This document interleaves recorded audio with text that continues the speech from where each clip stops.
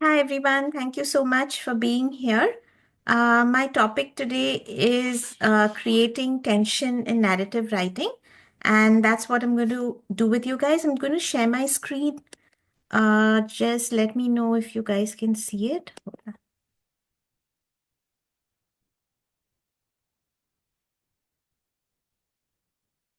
Yes, ma'am, it's visible. It's visible. Okay. Thank you. All right.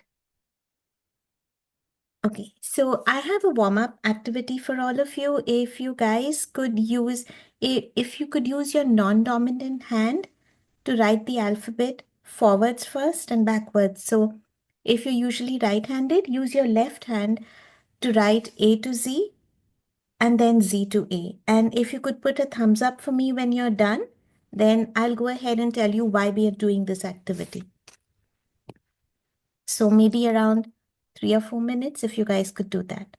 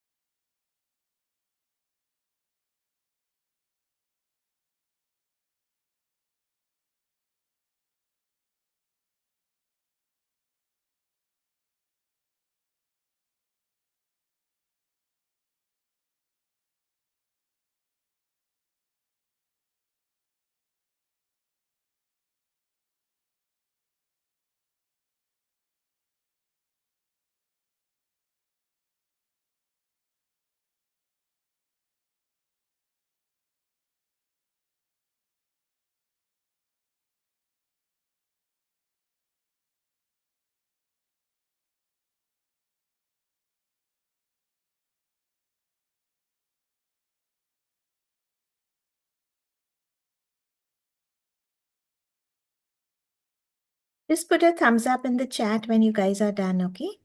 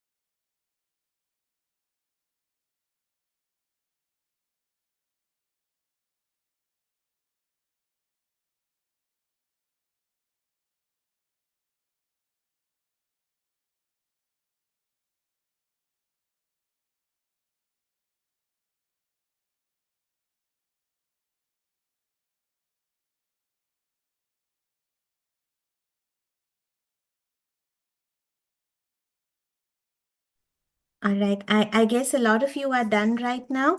So one of the reasons we do this, and I would encourage you guys to do things to do this every day. Actually, it doesn't have to be writing the alphabet, but doing things with your non-dominant hand. So what happens is, because in our brains, the right side of our brain controls the left side of our body, the left side of the brain controls the right side of our body, right? So they crisscross in the neck region. And for writing, you actually, to be good writers, you have to have both right and left side integrated well, because the left side controls logic, analysis, vocabulary, structure, while the right side of your brain is more involved in imagination, creativity, emotion. And to be good storytellers, you need both of these to be integrated well, to be working well together.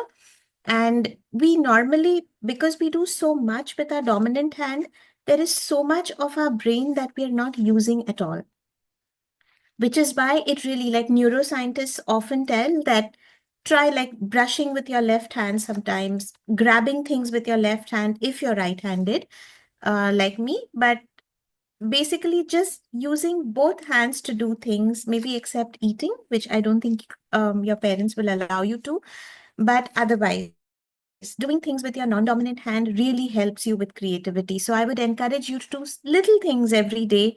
It also kind of unblocks, like sometimes if you're stuck for a solution, it could be even a science project, right? You don't know, or something in math that you're trying to solve, you're stuck, or an idea that you're not getting. Trying things with the non-dominant hand will spark new connections in your brain. Okay, so it's one way to rewire your brain and improve your creativity. So that was the warm-up activity. I'm going to move on to the main part about narrative tension. All right, so what is narrative tension? I also want to tell you guys here that narrative tension is not the same as conflict. So conflict in a story is very dependent on the plot, right? It could be an internal, external conflict. It could be something that your character, say your story is set in World War II, okay? And all the things that are happening outside, that is a conflict, right? So conflict is part of your plot, problems, challenges that your protagonist is dealing with.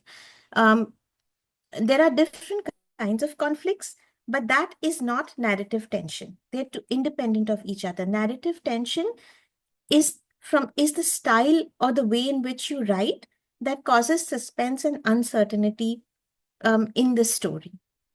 Okay, because that is what keeps the readers asking what's going to happen next. It keeps them at the edge of their seat. So it's not necessary that, like, you could have narrative tension even in a romance story, right? It's like, what is the person going to do next? What's going to happen now? What are they thinking? What are they going? So that part which keeps the reader hooked, that is narrative tension, and it depends a lot on the way you write your story. And so that is something that you can actually work on. The more you practice, the better you will get at it. And you can use, yeah, it doesn't just have to be a mystery. It just doesn't have to be sci-fi for there to be narrative tension. It could even be in drama and romance and all genres, actually. Even in an essay, I write essays, and the way you write could actually keep the reader hooked till the very end, right? So narrative tension is all across the spectrum. And why is it important to use narrative tension? Because this is what keeps the reader hooked.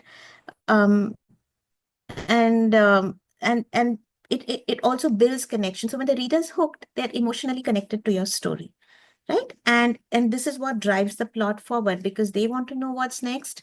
You're writing it in such a way that it flows and the reader wants to know what's happening next. So I'm going to share a short story, guys.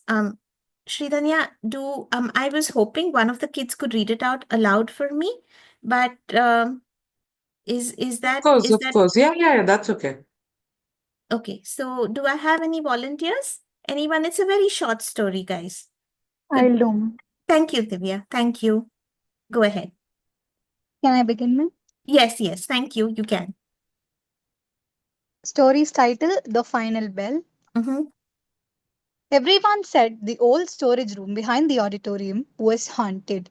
Even Mr. Collins, the janitor, avoided it, muttering something about the girl who never left. So, when Maya dared Jonah to sneak in and bring back the broken metronome inside, he had no choice. Eighth period had just ended. The hallway was nearly empty except for the faint clanging of lockers being slammed shut. I'll be in 5 minutes, Jonah muttered, gripping the flashlight from his backpack like a sword. The door creaked open, the smell of damp wood and metal instantly hitting his noise. He stepped in. The hallway light disappeared as the door groaned shut behind him. Click! He turned on the flashlight. Shadows leapt across dusty shelves and old theater props. Plastic. The sound was rhythmic, deliberate. The metronome? Then he heard it. Tick, tick, tick. He froze. He followed the sound. There it was, on top of a shelf, gently swaying back and forth. Except no one had wound it. Suddenly, the ticking stopped. He stood still, heartbeat hammering in his chest. The silence felt louder than any sound. Then, a whisper soft as breath. You shouldn't be here. Jonah ran. He burst through the door, panting, eyes wide. Maya was waiting, half laughing. Did you get it? He tossed the metronome at her. Keep it, he said, his voice shaking. I'm never going back there again. Thank you, THIVYAA SREE. Thank you so much. So that was just a very short story on how, and we're going to break this down now in the next 4, 5 slides to see how this author has added narrative tension to it and how you can incorporate it when you write whatever it is that you guys are writing. Okay. Um, Let me go back to my presentation. Okay. So one of the first things that you guys need to do as writers is that the stakes should be very high. You have to create characters that readers find relatable. Okay. Like this story, I think most of you would have felt the tension, would have understood. You were able to put yourself in that situation because they were kids, high school kids like you guys, right? Or maybe around that age. But if you had a story with somebody who is someone you just cannot relate to, okay? Maybe a dabba wala, for instance. It it is not easy as a reader then to relate to all the emotions that the character is feeling. So it's very important that you have relatable characters that the readers become emotionally invested in, right? So this was a very short story. The author didn't have time, but the reason it worked and the reason I picked it for you guys is because they're around the same age. It is something that you understand and relate to. If I was writing about an old woman and I wanted you to relate to it, I would have had to give you a lot of backstory and also a lot of internal emotions that she's going through so that you would be able to relate and understand. And every story, in every story, your character needs to have a dream, a goal, a desire, something that they want, that they really want, okay, or a challenge that you want them to win, right? So the bigger that challenge is, the more the character stands to lose or gain, the more invested you as a reader become in the story. Okay. So the higher the tension, the higher the stakes, the more tension the reader feels. And it doesn't have to be a very big goal. It could be something like this, a small challenge that he has to accomplish, but you're rooting for him. You want him to come out there without be able to do whatever Maya challenged him to do. So it really does not matter how big a challenge, but it must mean a lot to the protagonist. It should mean a lot. It's something that they want very badly to prove. And that way the tension is greater. That's how the reader feels more tension. Okay. So the stakes should be high. The second, as writers, what this is very important is the pacing. Okay. How do you pace the action, especially during the key moments? One way to do this is to have short sentences and sentence fragments. Like if you have literary, like if it's some, if there is action taking place, like in this story, if you had written a lot of not even purple prose, like maybe like Arundhati Roy, flowery, deep language, then it's very hard. The reader will, it drops the pace, the tension will slow down, it'll stop, right? So you should have short sentences and sentence fragments because that really helps pick up the pace in the key moments to build tension. So the example here is, look at how short these sentences were, right? The sound was rhythmic, deliberate, the metronome. Then he heard it tick, tick, tick, he froze. So you see, you're reading faster and the pace increases. So have short sentences at key moments, especially when there is action. Then sensory details. So this may not be in the main part, but before and after. Use sight, sound, touch, and smell to put readers in the moment, right? So for a reader to be able to feel what the character is feeling, you have to be able to describe. Like it should be a scene that is well described so that the person feels that they are in that scene with the protagonist. So example would be, in this story, he stood still, heartbeat hammering in his chest, and the silence felt, hold on, I can't see. The silence felt louder than any sound. The door creaked open, the smell of damp wood and metal instantly hitting his nose. He turned on the flashlight, shadows leapt across dusty old shelves and old theater props, plastic. So a lot of sensory details to describe the scene and describe how the protagonist, what he's seeing and feeling, is also very important to build tension. Then internal conflict, show the character's thoughts, doubts, and fears. That is internal tension. Okay. In this case, the author didn't really do much. Because it's a very short story. But an example is, she wanted to run, but what if he saw her move, right? So things like that. Questions: what is going on in their hearts, in their minds, in their bodies? That's important for you to write. And then uncertainty. So the how you can keep the hook is by delaying some of the answers, is by ending paragraphs with cliffhangers, like keep the reader guessing. You can drop clues, okay, but don't reveal too much too soon. And you end a paragraph or a section with an unanswered question or twist that will keep the readers hooked. And let me tell you guys, questions really help keep the reader hooked.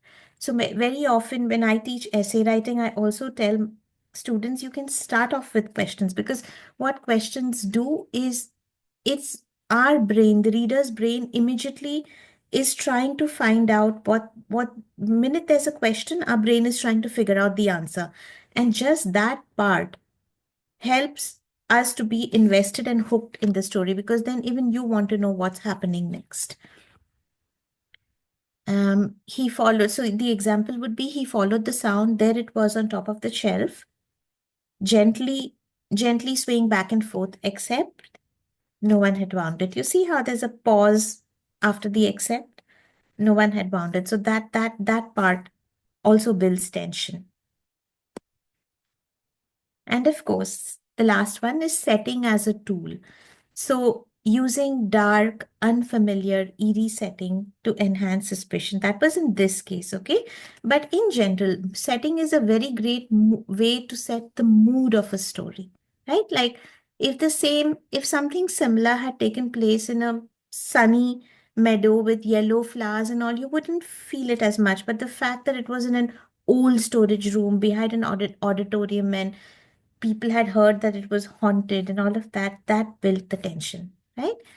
So of course it also depends on the genre in which you write, but just know that the way you set your scene, the words that you describe your scene with, that is very important also, because that makes the mood of the story, and from the mood comes the tension.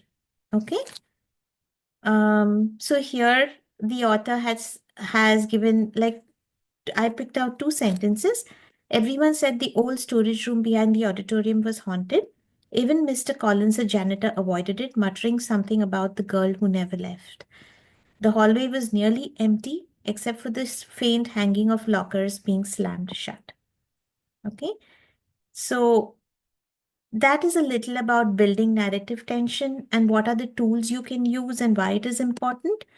Now, what I want you to do, guys, is I have a writing prompt for you, and it's just a sentence. A boy is brushing his teeth at night. Okay, but can you use some of the tools that we discussed, like adding stakes, creating a setting, providing details, his internal thoughts, slowing the pace at tense moments, using senses, letting readers feel what the character feels, and ending it with a mystery or suspense. So I'd really appreciate if you guys take like 10 minutes to try, at least work this out. It's not going to be perfect, that's okay. But if you could write it, and then if one or two of you would even share, like put it in the chat for me or read it out loud, that would work. Okay, so take 10 minutes and try and use this like this scene, somebody, a boy, and if you want, it could be a girl too, but whoever, the character is brushing their scene and something happens. So would you be able to use some of the tools that we discussed and write a scene with that? And just try your best, okay? There is no right, there is no wrong. Just as Sanjay sir said, everybody has their own, um, everyone's imagination works differently. So the more important thing is to give it a shot. Yeah, I'm going to, do you guys need this on the screen? I can keep it actually. No problem.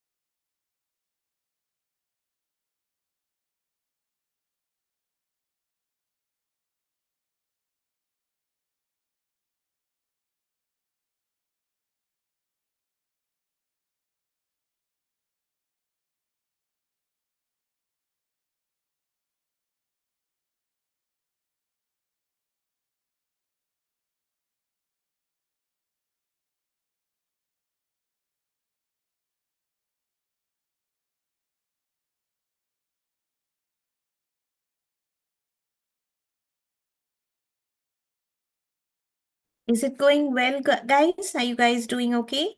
Maybe another 5 minutes. Would that be enough? Yes. Thank you.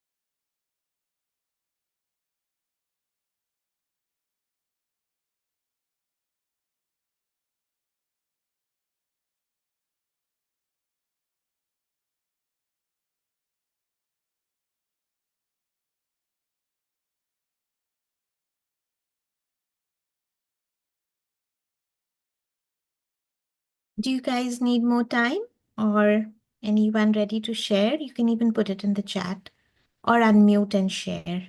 That's fine. Just a minute now. Sure. Thank you.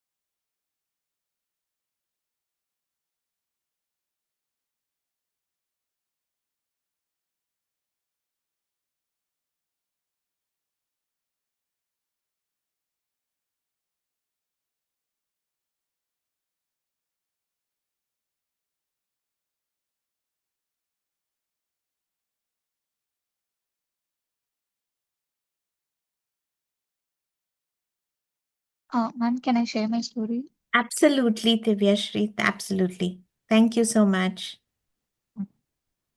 So, Vinay is brushing his teeth at night in his dormitory, calm and relaxed.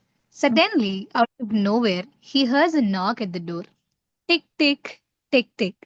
And then it stops. It's already 11 in the night. He wonders who would come to visit him so late at night. Perplexed, he goes to the door and opens it slowly. He can hear his own heart thumping. Lop top, lop top. The creaky noise of the door frightens him. He opens it slowly and then, boom! His friends had come to visit him with a cake, red in color, to wish him on his 18th birthday. He feels relaxed. Then he invites them inside. His friends look at the surroundings of the dorm room. It was on the 15th floor of the big apartment. They found spider webs in every corner of the room. It was unkempt. The outsides of the dorm were pitch dark.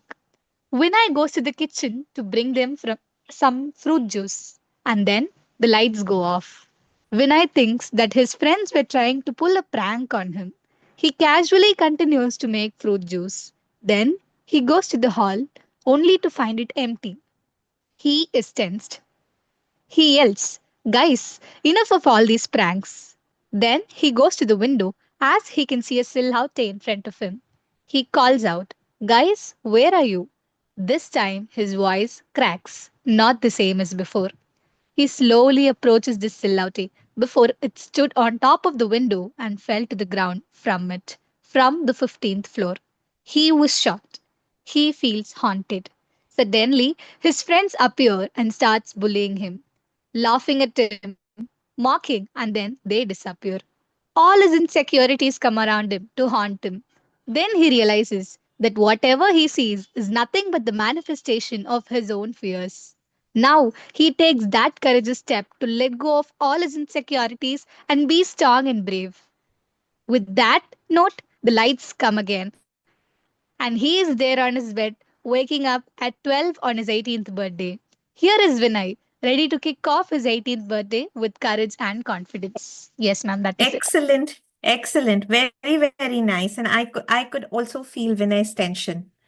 Thank So you. well done. Very well done. Is there anyone else who would like to share? Go ahead.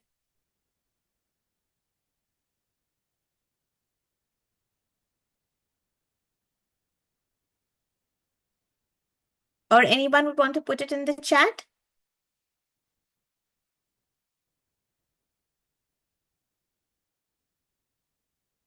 There are messages in the chat for you, Devyashri. Yes, ma'am. Well done. Really nice. Thank you, ma'am. Okay. So at least I guess you all know how it has to be done and what are the important facts. I also have another part of my presentation. I don't before we do the last part, there is something I wanted to talk to you guys about called mind mapping. So mind mapping is a great tool used um, to create to to create ideas, to come up with ideas. So what you guys have to do is take, I don't have it with me, but basically on the center of your page, I'm going to give you a word. You write that word. Okay. So suppose I give you eyes. You write the word eyes. And then from there you draw arrows and whatever words come to your mind from eyes, you make little sub branches. And then those words, like I might write black, I might write watery, I might add tears. And then from black, maybe some other words. Way you create this whole thing is called, when you do it, you don't think about, so it really helps you guys to make connections in your brain. Okay. Oh, hold on 1 second. Sarah, would you you like to read it out loud?